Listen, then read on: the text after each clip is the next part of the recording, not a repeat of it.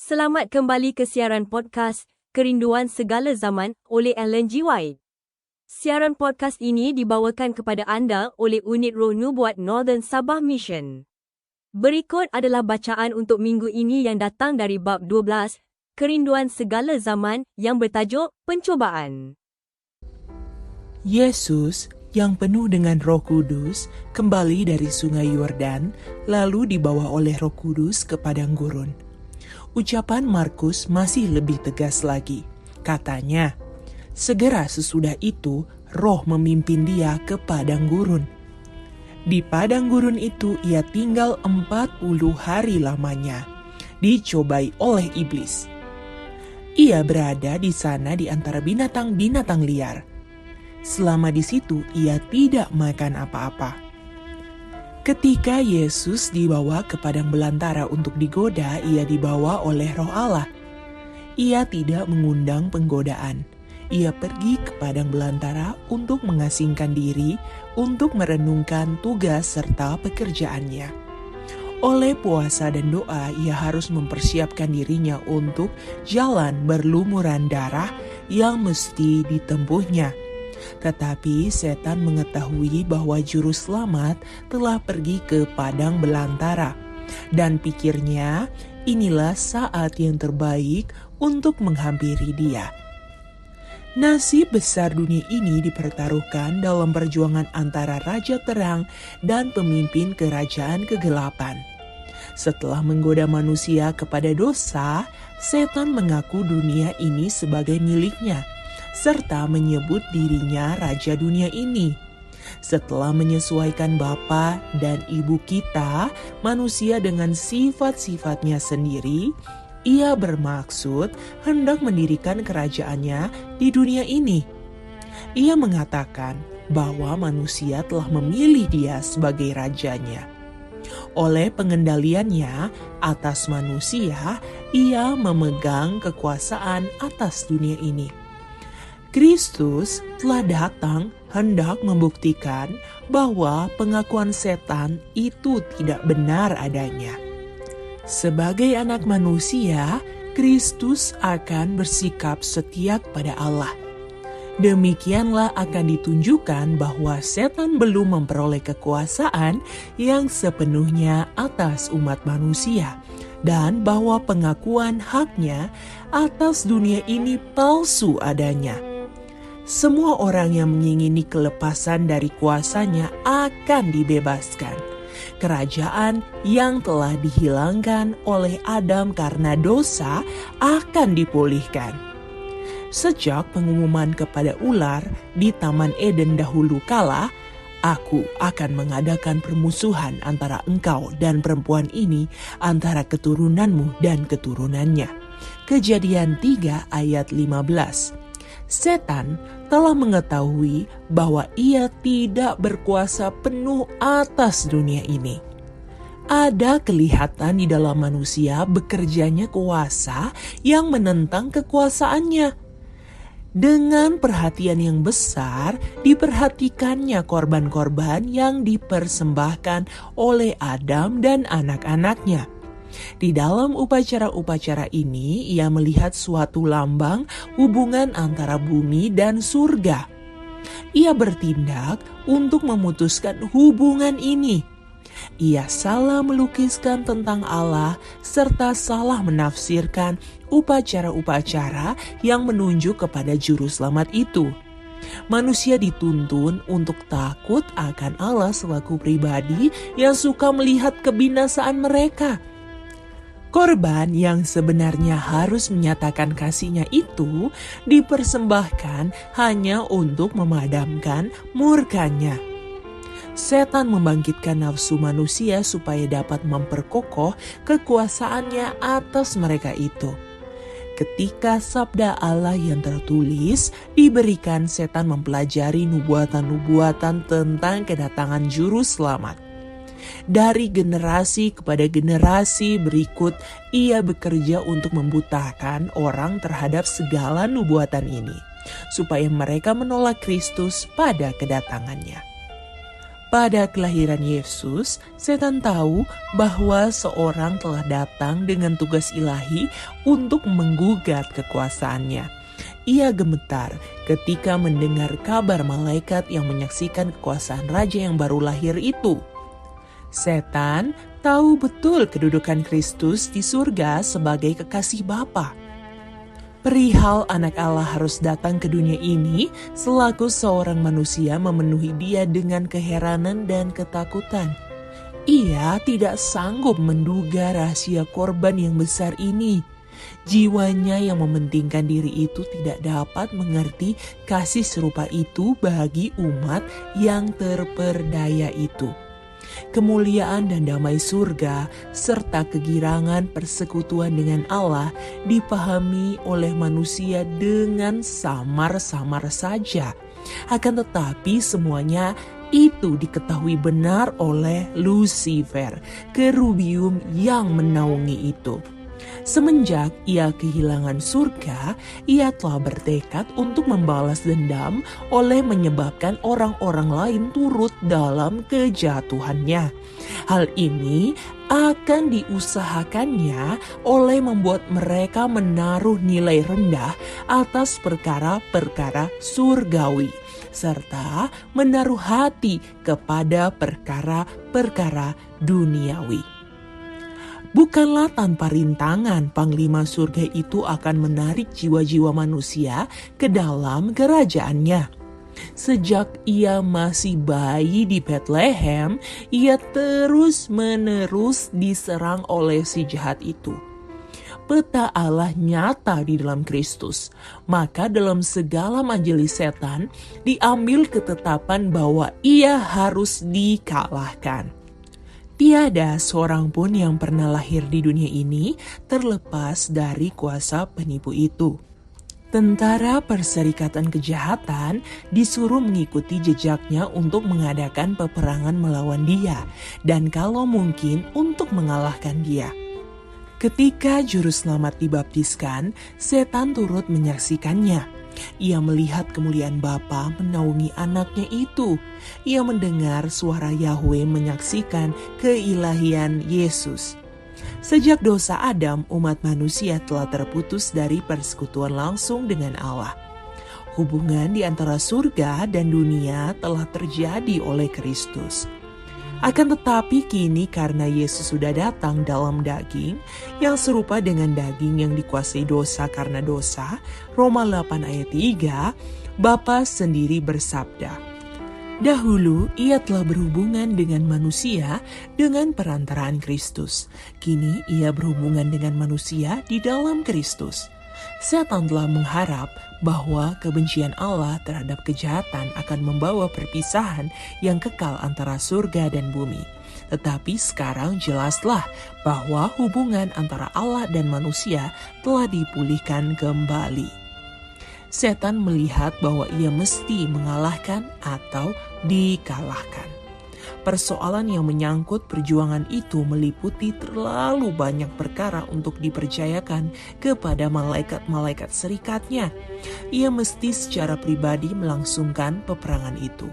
Segenap tenaga kemurtatan dikerahkan untuk menggempur anak Allah itu. Kristus dijadikan sasaran setiap senjata neraka. Banyak orang yang memandang perjuangan antara Kristus dan setan itu sebagai sesuatu yang tidak mengandung hubungan istimewa dengan kehidupan mereka. Dan bagi mereka hal itu kurang penting. Tetapi di dalam hati setiap manusia peperangan ini diulangi. Tidak pernah seseorang meninggalkan barisan kejahatan dan masuk ke dalam pekerjaan Allah tanpa menemui serangan setan. Segala pencobaan yang dilawan Kristus, itulah juga yang kita rasa begitu sukar untuk melawannya.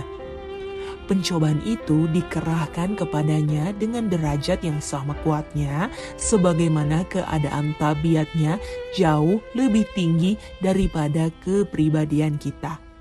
Dengan beratnya dosa yang dahsyat yang menekan dia, Kristus melalui ujian terhadap selera. terhadap kecintaan kepada dunia ini dan terhadap kecintaan kepada pertunjukan yang menuntun kepada sifat takabur. Inilah pencobaan yang mengalahkan Adam dan Hawa dan yang mudah sekali mengalahkan kita. Setan telah menunjuk kepada dosa Adam sebagai bukti bahwa Taurat Allah tidak adil dan tidak dapat diturut. Di dalam kemanusiaan kita, Kristus harus menebus kegagalan Adam. Tetapi ketika Adam diserang oleh penggoda itu dahulu, belum ada pengaruh dosa padanya. Ia hidup dalam kekuatan kemanusiaan yang sempurna, memiliki kekuatan pikiran dan tubuh yang penuh. Ia dikelilingi dengan segala kemuliaan Eden dan dalam persekutuan sehari-hari dengan makhluk-makhluk surga. Bukannya demikian halnya waktu Yesus masuk ke padang belantara untuk berhadapan dengan setan. 4.000 tahun lamanya, bangsa manusia telah merosot dalam kekuatan tubuh, dalam kuasa pikiran, dan dalam nilai akhlak. Dan Kristus mengenakan kepadanya segala kelemahan umat manusia yang telah merosot itu. Hanya dengan demikian ia dapat menolong manusia dari jurang kemerosotannya yang sedalam-dalamnya. Banyak orang yang mengatakan bahwa mustahil Kristus dikalahkan oleh pencobaan. Kalau begitu, ia tidak dapat ditempatkan pada kedudukan Adam. Mustahil ia dapat memperoleh kemenangan yang tidak dapat diperoleh Adam. Sekiranya dalam sesuatu hal pergumulan kita lebih berat daripada yang ditanggung oleh Kristus, maka ia tidak akan sanggup menolong kita. Tetapi juru selamat kita itu mengenakan kemanusiaan dengan segala kemungkinannya. Ia mengenakan sifat-sifat manusia dengan kemungkinan menyerah kepada pencobaan. Tidak suatu pun yang kita tanggung yang tidak pernah ditanggungnya. Bagi Kristus, seperti juga bagi dua sejoli suci yang di Taman Eden dahulu, selera adalah dasar pencobaan besar yang pertama. Justru di mana kebinasaan itu telah dimulai, disitulah pekerjaan penebusan kita mesti mulai. Sebagaimana Adam jatuh oleh pemanjaan selera, demikian juga oleh penyangkalan selera Kristus mesti menang. Dan setelah berpuasa 40 hari dan 40 malam, akhirnya laparlah Yesus. Lalu datanglah si pencoba itu dan berkata kepadanya, "Jika engkau anak Allah, perintahkanlah supaya batu-batu ini menjadi roti." Tetapi Yesus menjawab, "Ada tertulis, manusia hidup bukan dari roti saja, tetapi dari setiap firman yang keluar dari mulut Allah." Sejak zaman Adam hingga zaman Kristus, pemanjaan diri sendiri telah memperbesar kuasa selera dan hawa nafsu, hingga mempunyai kuasa yang hampir tidak terbatas. Demikianlah manusia merosot dan diserang penyakit, dan dengan tenaga mereka sendiri mustahil bagi mereka mengatasinya. Demi kepentingan manusia, Kristus menang oleh menanggung ujian yang paling berat. Untuk kepentingan kita, ia menjalankan pengendalian diri sendiri yang lebih kuat daripada kelaparan atau maut. Maka dalam kemenangan pertama ini terlihat segala persoalan lain yang berhubungan dengan segenap pergumulan kita dengan kuasa kegelapan. Ketika Yesus masuk ke padang belantara, ia diliputi dengan kemuliaan Bapa. Karena persekutuannya dengan Allah, ia diangkat di atas kelemahan manusia. Akan tetapi kemuliaan itu lenyap, lalu ia ditinggalkan bertempur dengan pencobaan. Pencobaan itu mendesak dia setiap saat. Sifat-sifat kemanusiaannya itu gentar terhadap peperangan yang sedang menantikan dia. 40 hari lamanya ia berpuasa dan berdoa. karena sudah lemah dan kurus akibat lapar, letih lesu, dan sengsara dengan penderitaan pikiran, sehingga begitu buruk rupanya, bukan seperti manusia lagi. Yesaya 52 ayat 14. Sekaranglah kesempatan setan. Sekarang ia menyangka dapat mengalahkan Kristus. Kepada Juru Selamat datanglah satu oknum yang menyerupai seperti malaikat dari surga, seolah-olah hendak menjawab doanya. Ia mengaku mendapat tugas dari Allah untuk mengatakan bahwa puasa Kristus itu sudah berakhir. Sebagaimana Allah telah mengutus seorang malaikat untuk mencegah tangan Abraham dari mempersembahkan Ishak, demikian juga karena merasa puas dengan kerelaan Kristus untuk menempuh jalan yang berlumuran darah, Bapa telah mengutus seorang malaikat untuk melepaskan dia. Inilah kabar yang dibawa kepada Yesus. Juru Selamat sudah sangat lemah karena laparnya. Ia ingin sekali mendapat makanan ketika setan itu datang kepadanya dengan tiba-tiba. Sambil menunjuk kepada batu-batu yang bertebaran di padang belantara itu dan yang tampaknya seperti roti, penggoda itu berkata, "Jikalau engkau anak Allah, perintahkanlah supaya batu-batu ini menjadi roti."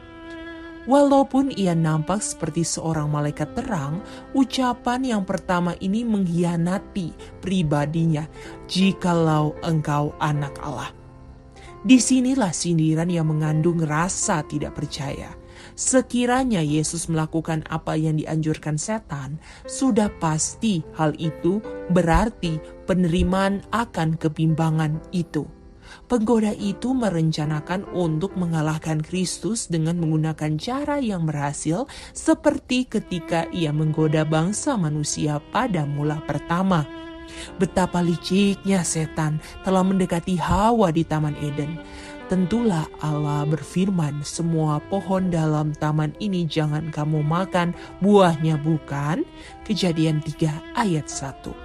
Sampai di situ ucapan penggoda itu benar adanya, tetapi dalam caranya berbicara itu kepada mereka terselip sesuatu penghinaan yang disamarkan terhadap sabda Allah. Dalamnya terkandung sesuatu peniadaan yang licik, satu kebimbangan tentang kebenaran ilahi. Setan berusaha hendak menanamkan ke dalam pikiran Hawa pendapat bahwa Allah tidak akan bertindak seperti yang telah dikatakannya, bahwa penahanan buah seindah itu adalah bertentangan dengan kecintaan dan kasih sayangnya bagi manusia. Jadi, sekarang pun penggoda itu berusaha mengilhami Kristus dengan perasaannya sendiri. "Jikalau engkau anak Allah." Ucapan ini membakar dengan kepahitan di dalam pikirannya. Dalam nada suaranya ada sesuatu pernyataan tidak percaya yang amat sangat. Sampai hatikah Allah memperlakukan putranya sendiri sedemikian? Sampai hatikah ia meninggalkan dia di padang belantara dengan binatang-binatang buas, tanpa makanan, tanpa kawan, tanpa kesenangan? Ia menyindir bahwa Allah tidak pernah bermaksud supaya anaknya mengalami keadaan semacam ini. "Jikalau engkau anak Allah, tunjukkanlah kuasamu oleh menolong dirimu sendiri dari kelaparan yang amat sangat ini. Perintahkanlah supaya batu ini menjadi roti." Ucapan yang dari surga. "Inilah anakku yang kukasihi, kepadanyalah aku berkenan." Matius 3 ayat 17. Masih saja berdengung di telinga setan. Akan tetapi ia sudah bertekad hendak membuat Kristus tidak percaya akan kesaksian ini. Firman Allah menjadi jaminan bagi Kristus tentang tugas ilahinya itu. Ia telah datang untuk hidup sebagai seorang manusia di antara manusia. Dan firman itulah yang menyatakan hubungannya dengan surga. Maksud setan ialah untuk membuat dia bimbang akan firman itu. Sekiranya keyakinan Kristus pada Allah dapat digoncangkan, Tahulah setan bahwa kemenangan dalam seluruh peperangan ini akan jatuh ke tangannya. Ia dapat mengalahkan Yesus. Ia mengharap supaya di bawah tekanan rasa putus asa dan lapar yang tidak terperikan, Kristus akan kehilangan percaya kepada Bapanya, lalu mengadakan suatu mujizat untuk kepentingannya sendiri. Sekiranya ia melakukan hal ini, maka rencana keselamatan pun sudah akan patah. Ketika setan dan anak Allah pertama kali bertemu dalam peperangan, Kristus menjadi panglima segenap bala tentara surga. Dan setan pemimpin pemberontakan di surga diusir keluar. Kini keadaan mereka nampaknya terbalik. Dan setan berusaha keras untuk menggunakan kelebihan itu dengan sebaik-baiknya. Salah seorang malaikat yang paling berkuasa di surga katanya telah diusir dari surga. Rupa Yesus menunjukkan bahwa ialah malaikat yang telah jatuh itu, dibuangkan oleh Allah dan ditinggalkan oleh manusia. Sebagai pribadi ilahi tentu dapat mempertahankan pengakuannya oleh mengadakan suatu mujizat. Jika engkau anak Allah, perintahkanlah supaya batu-batu ini menjadi roti. Tindakan kuasa menciptakan seperti itu, desak penggoda itu, akan merupakan bukti keilahian yang tak tergugat lagi. Tindakan itu tentu akan mengakhiri pertentangan itu. Bukanlah tanpa pergumulan Yesus mendengar dengan tenang kepada penipu besar itu. Tetapi anak Allah itu tidak perlu membuktikan keilahiannya kepada setan atau menjelaskan mengapa ia merendahkan dirinya. Oleh memenuhi tuntutan pemberontak itu, tak ada satupun kebaikan manusia atau kemuliaan Allah yang akan diperoleh. Sekiranya Kristus menurut anjuran musuh itu, setan tentu masih akan mengatakan, "Tunjukkanlah kepadaku sesuatu tanda supaya saya dapat percaya bahwa engkaulah anak Allah." Bukti sudah tentu tidak akan berguna untuk menghancurkan kuasa pemberontakan di dalam hatinya. Dan Kristus tidak perlu menggunakan kuasa ilahi untuk kepentingannya sendiri. Ia telah datang untuk menanggung ujian seperti yang harus kita tanggung. Meninggalkan bagi kita suatu teladan iman dan penyerahan diri. Baik di sini maupun pada waktu-waktu selanjutnya dalam hidupnya di dunia ini, tidak pernah ia mengadakan suatu mujizat demi kepentingannya sendiri. Segala perbuatannya yang ajaib adalah untuk kebaikan orang lain. Walaupun Yesus mengenal setan, sejak mulanya ia tidak terhasut untuk memasuki suatu pertentangan dengan dia. Karena dikuatkan dengan ingatan akan suara yang indah dari surga itu, ia bersandar pada kasih Bapanya. Ia tidak mau berperang mulut dengan pencobaan. Yesus menghadapi setan dengan ucapan kitab suci. Ada tertulis, katanya, dalam setiap pencobaan senjata perangnya ialah sabda Allah. Setan menuntut dari Kristus sesuatu mujizat sebagai tanda keilahiannya. Akan tetapi yang lebih besar dari semua mujizat yaitu persandaran yang kokoh pada demikianlah firman Tuhan adalah satu tanda yang tidak dapat dibantah. Selama Kristus berpegang teguh kepada pendirian ini, penggoda itu tidak dapat menarik keuntungan. Pada saat kelemahan yang paling hebat itulah Kristus diserang oleh pencobaan yang paling dahsyat. Dengan demikianlah setan menyangka bahwa ia dapat menang. Dengan cara ini ia telah mendapat kemenangan atas manusia. Apabila tenaga sudah habis dan kuasa kemauan sudah lemah, serta iman tidak lagi bersandar pada Allah, maka orang-orang yang telah lama berdiri dengan gagah berani untuk kebenaran dikalahkan. Musa yang sudah penat dengan pengembaraan Bani Israel 40 tahun lamanya, apabila sesaat lamanya imannya melepaskan pegangannya dari kuasa yang kekal, ia gagal justru di perbatasan tanah perjanjian. Demikian juga halnya Elia. yang telah berdiri dengan tidak gentar di hadapan Raja Ahab yang telah menghadapi seluruh bangsa Israel yang dikepalai oleh 450 orang Nabi Baal. Sesudah hari yang mengerikan di atas Bukit Karmel itu, sesudah nabi-nabi palsu dibunuh habis dan seluruh rakyat telah berjanji akan menurut Allah, Elia melarikan diri untuk menyelamatkan nyawanya karena ancaman Isabel, penyembah berhala itu. Demikianlah setan telah menarik keuntungan dari kelemahan manusia. Maka ia akan terus bekerja dengan cara yang sama. Apabila seseorang dikelilingi dengan segala macam kesusahan, dibingungkan oleh suasana, atau ditindih oleh kemiskinan atau duka cita, setan selalu ada dekat untuk menggoda dan menyusahkan. Ia menyerang segi-segi tabiat kita yang lemah. Ia berusaha hendak menggoncangkan keyakinan kita pada Allah, yang membiarkan keadaan semacam itu terjadi. Kita tergoda untuk tidak percaya pada Allah dan meragukan kasih-Nya. Sering penggoda itu datang kepada kita sebagaimana ia datang dahulu kepada Kristus, menunjukkan di hadapan kita segala kelemahan dan cacat kita. Ia mengharap hendak menawarkan hati kita serta menghancurkan pegangan kita pada Allah. Lalu merasa pastilah ia akan mangsanya. Jika kita mau menghadapi dia sebagaimana Yesus menghadapi dia dahulu, kita akan luput dari banyak kekalahan. Oleh bersoal jawab dengan musuh itu, kita memberikan kepadanya keuntungan. Ketika Kristus berkata kepada penggoda itu, manusia hidup bukan dari roti saja, tetapi dari setiap firman yang keluar dari mulut Allah. Ia mengucapkan kembali ucapan yang lebih 14 abad sebelumnya telah diucapkannya kepada Israel.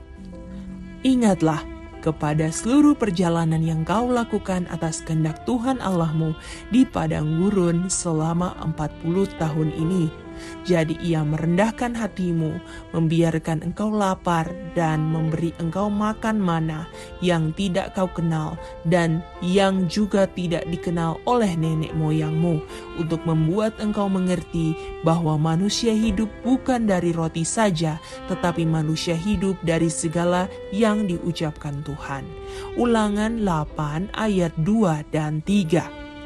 Di padang belantara ketika segenap bahan makanan sudah habis, Allah memberikan mana dari surga kepada umatnya. Dan persediaan yang cukup dan terus-menerus diberikan. Penyediaan ini harus mengajar mereka bahwa sementara mereka percaya pada Allah, serta berjalan pada segala jalannya, Ia tidak akan meninggalkan mereka. Juru selamat kini mempraktekkan pelajaran yang telah diajarkannya kepada Bani Israel dahulu. Oleh firman Allah, pertolongan telah diberikan kepada segenap tentara Ibrani, dan oleh firman itu juga pertolongan akan diberikan kepada Yesus. Dinantikannya saat Allah untuk membawa pertolongan. Ia berada di padang belantara karena menurut Allah, dan ia tidak mau memperoleh makanan oleh menuruti anjuran setan. Di hadapan semesta alam yang menyaksikan, ia membuktikan bahwa lebih kecil malapetaka untuk menderita apapun yang terjadi daripada menyimpang dengan cara apapun dari kehendak Allah. Manusia hidup bukan dari roti saja, tetapi dari setiap firman yang keluar dari mulut Allah. Kerap kali pengikut Kristus dibawa ke tempat di mana ia tidak dapat berbakti kepada Allah sambil menjalankan terus perusahaan duniawinya. Mungkin nampaknya bahwa penurutan kepada sesuatu tuntutan Allah yang tegas akan meniadakan sumber keperluan hidupnya. Setan akan membuat dia percaya bahwa ia mesti mengorbankan keyakinan batinnya itu. Akan tetapi, satu-satunya hal di dunia kita ini tempat kita bersandar ialah sabda Allah. Tetapi carilah dahulu kerajaan Allah dan kebenarannya, maka semuanya itu akan ditambahkan kepadamu. Matius 6 ayat 33. Bahkan di dalam hidup ini pun tidaklah baik bagi kita untuk menyimpang dari kehendak Bapa kita yang di surga. Bila kita memahami kuasa firman-Nya, kita tidak akan mengikuti anjuran setan untuk mendapatkan makanan atau untuk memelihara hidup kita. Pertanyaan kita satu-satunya ialah apakah perintah Allah dan apakah janjinya. Bila kita mengetahui ini, kita akan menurut yang satu dan mempercayai yang lainnya. Dalam peperangan besar yang terakhir dengan setan kelak, orang-orang yang setia kepada Allah akan melihat segenap andalan duniawi hilang lenyap. Sebab mereka itu tidak mau melanggar Tauratnya untuk menurut kekuasaan duniawi. Mereka itu akan dilarang untuk berjual beli. Akan diperintahkan nanti bahwa mereka itu akan dibunuh. Lihat Wahyu 13 ayat 11 sampai 17. Akan tetapi kepada orang-orang yang menurut telah diberikan janji. Dialah seperti orang yang tinggal aman di tempat-tempat tinggi. Bentengnya ialah kubu di atas bukit batu. Rotinya disediakan, air minumnya terjamin. Yesaya 33 ayat 16. Oleh janji ini anak-anak Allah akan hidup. Apabila bumi ini dibinasakan oleh bala kelaparan, mereka akan diberi makan. Mereka tidak akan mendapat malu pada waktu kecelakaan, dan mereka akan menjadi kenyang pada hari-hari kelaparan. Mazmur 37 ayat 19. Kepada masa kesukaran itu, Nabi Habakuk memandang dan perkataannya mengungkapkan iman jemaat. Sekalipun pohon ara tidak berbunga, pohon anggur tidak berbuah, hasil pohon zaitun mengecewakan, sekalipun ladang-ladang tidak menghasilkan bahan makanan, kambing domba terhalau dari kurungan, dan tidak ada lembu sapi dalam kandang, namun aku akan bersorak-sorak di dalam Tuhan, beria-ria di dalam Allah yang menyelamatkan aku. Habakuk 3 ayat 17 dan 18. Dari semua pelajaran yang harus diambil dari pencobaan besar yang pertama terhadap Tuhan kita, tidak ada yang lebih penting daripada yang menyangkut pengendalian selera dan hawa nafsu. Pada segala zaman, pencobaan-pencobaan yang menarik kepada sifat jasmania itulah yang paling berhasil membejatkan dan merosotkan umat manusia. Oleh sifat tidak bertarak, setan bekerja untuk membinasakan kuasa pikiran dan akhlak yang diberikan Allah kepada manusia sebagai karunia yang tiada ternilai harganya. Demikianlah, menjadi mustahil bagi manusia untuk menghargai perkara-perkara yang mengandung nilai yang kekal. Oleh pemanjaan hawa nafsu, setan berusaha menghapuskan dari jiwa segala bekas keserupaan dengan Allah. Pemanjaan yang tidak dikendalikan dan penyakit yang diakibatkannya serta kemerosotan yang ada pada kedatangan Kristus yang pertama kalinya akan timbul lagi dengan keburukan yang hebat sebelum kedatangannya yang kedua kali. Kristus mengatakan bahwa keadaan dunia ini akan sama seperti pada zaman sebelum air bah dan seperti di Sodom dan Gomora. Setiap angan-angan dan hati akan senantiasa jahat adanya. Justru di ujung zaman yang menakutkan itulah kita hidup sekarang. Maka kepada kita haruslah tertanam dengan sedalam-dalamnya pelajaran tentang puasa juru selamat itu. Hanya oleh penderitaan yang tak terperikan yang ditanggung oleh Kristus itulah kita dapat menilai buruknya pemanjaan yang tak dikekang.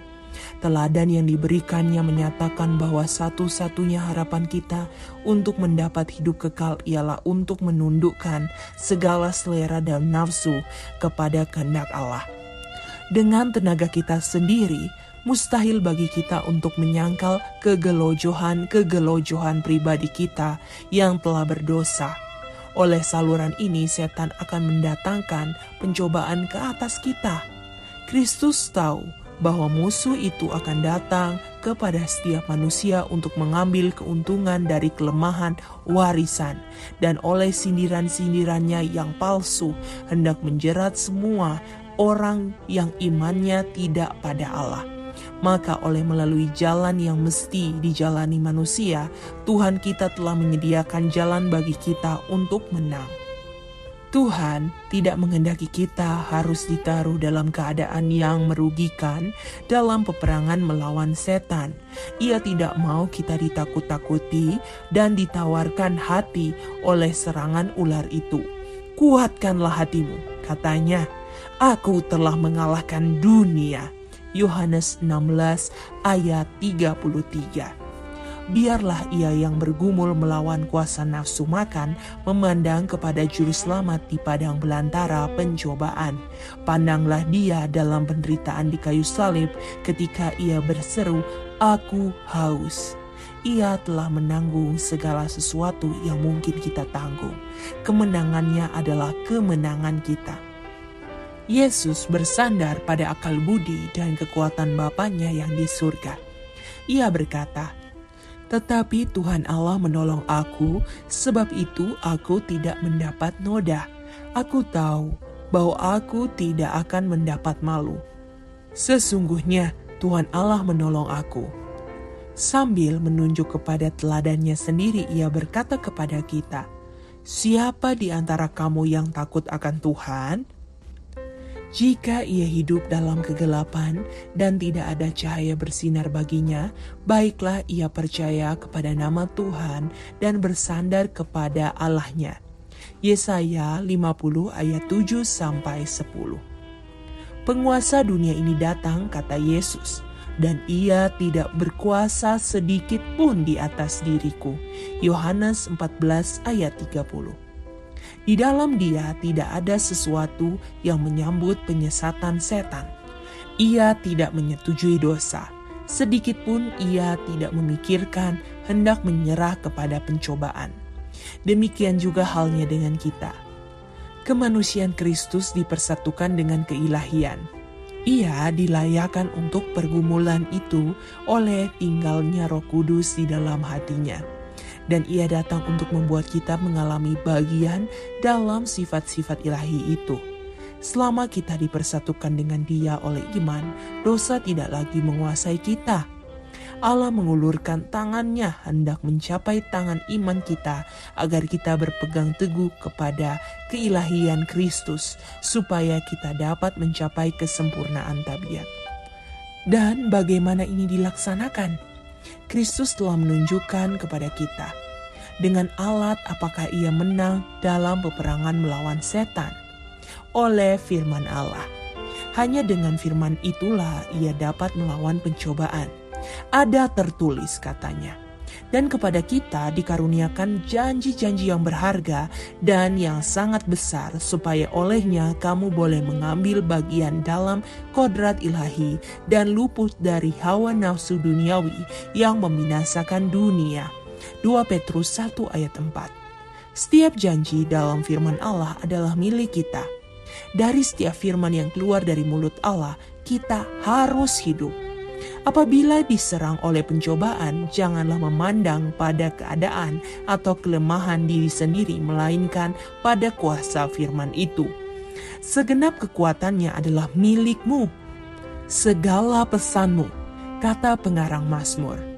Dalam hatiku aku menyimpan janjimu, supaya aku jangan berdosa terhadap engkau. Sesuai dengan firman yang engkau ucapkan, aku telah menjaga diriku terhadap jalan orang-orang yang melakukan kekerasan. Mazmur 119 ayat 11 dan Mazmur 17 ayat 4. Terima kasih kerana telah mengikuti bacaan untuk minggu ini yang datang dari bab 12, Kerinduan Segala Zaman, yang bertajuk Pencobaan. Kami mengundang anda untuk terus menyertai siaran podcast Kerinduan Segala Zaman oleh Ellen G. White di dalam bacaan bab yang seterusnya. Tuhan memberkati anda.